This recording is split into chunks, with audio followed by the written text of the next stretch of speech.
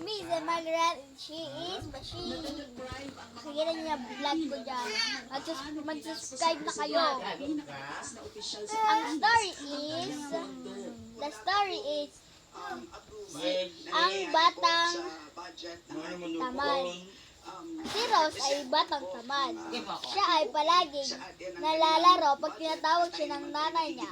Ayaw niyang sumunod. Kagaya niya, sige cellphone. Kagaya niya, sige sa... Yung batang si Rose, palagi na lang naghihiga sa sahig at sumeselfon. Pagkatapos nun, pinarusahan siya ng matanda kasi hindi siya binigyan ng pagkain. Yung pagkain niya ay may tae. Binigay niya sa kanya yung tae. Wala siyang nagawa. Ang nagawa niya, umayos na lang siya. Pagkatapos, ayaw niyang sumunod sa kanyang nanay. Sabi ng nanay,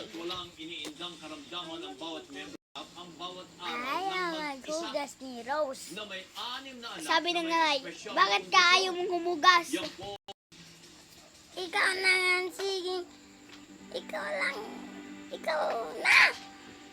Ang sabad mo talaga. Rose. Ikaw ang matawad. Ganyan ang iyong salita sa nanay mo. Bahala ka dyan. Masiselfon na lang ako. Sabi ng nanay niya, aalis na ako dito pag ayaw mo sumunod. Pupunta ako sa Manila kung ayaw mo talaga. Wala akong pake. Pupunta na talaga ako. Ikaw lang dito mati. Sige na, prank lang yan eh. Totoo to, hindi ako nagkapapagbiran sa iyo, Rose. Alis na talaga kami ng iyong kapatid. Ayaw mo talaga sumunod. Ayaw ko nga sumunod, paulit-ulit nga.